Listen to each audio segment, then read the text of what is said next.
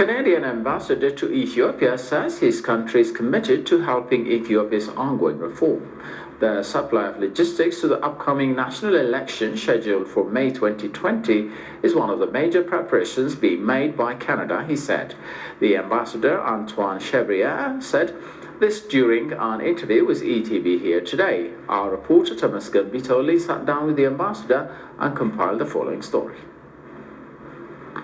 Canada expresses its commitment to scale up relations with long-time diplomatic partner Ethiopia. The huge Ethiopian diaspora in Canada, he says, remains a critical resource for the bilateral ties.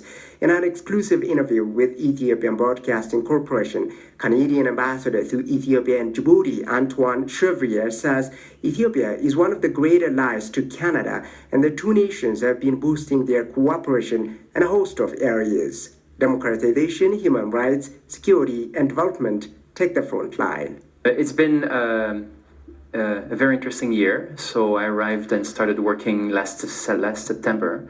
And since then, quite a bit has happened. Of course, as you mentioned, the relationship between both countries has long-standing ties, a bit more than 50 years now, around 52, 53 years. Right.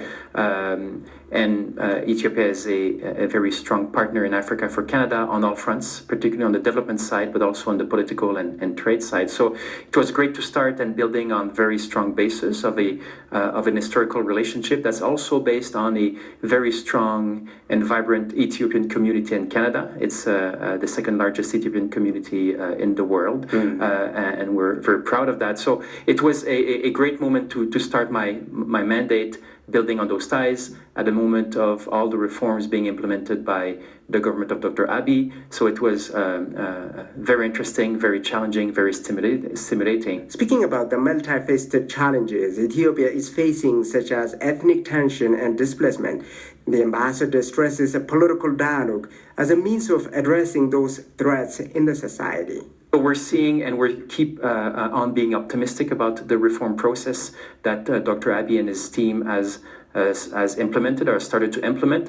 We fully realize that all reform processes come with challenges. Yeah. And we of course have noticed what you've mentioned in terms of the challenge placed by internally displaced people, ethnic tension, and of course this is a subject of conversation that we're engaging with not only with partners but with the Ethiopian authorities and the Ethiopian counterpart. And we believe that the only way for us to be strong and robust partner and also identify issues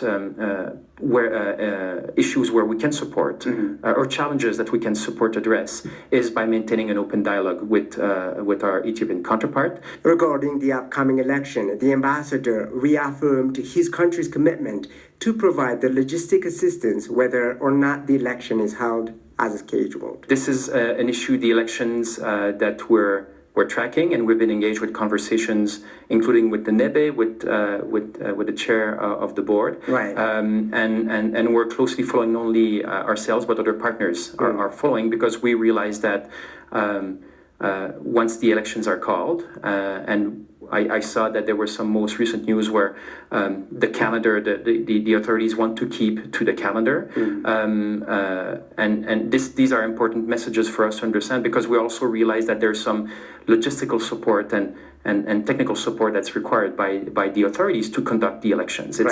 It's no need for me to tell you that. It's a kind of big country with some challenges, and making sure that when the elections are taking place, that the polling stations are well installed and so on. And these are part of active conversation that NEBE has with partners, including Canada, and we're certainly looking at how we can support those processes. Regarding the current status of human rights, press freedom, and democratization in the country, he had this to say. Particularly focusing on Ethiopia, media freedom and freedom of speech are important principles. We're promoting those in our presence abroad.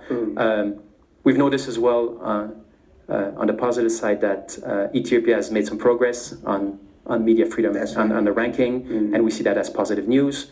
So this is an ongoing I wouldn't say necessarily challenge, but this is an ongoing issue that we need to focus on. The ambassador says it is not his first time to witness the New Year festivity in the East African nation with its own calendar. I think it's a great coincidence, and it's also a great opportunity to start with fresh eyes and renewed energy, but also looking back at what we've accomplished, mindful of the challenges, but looking also towards the future. So that would be what I would look forward as we are close to Ethiopian New Year.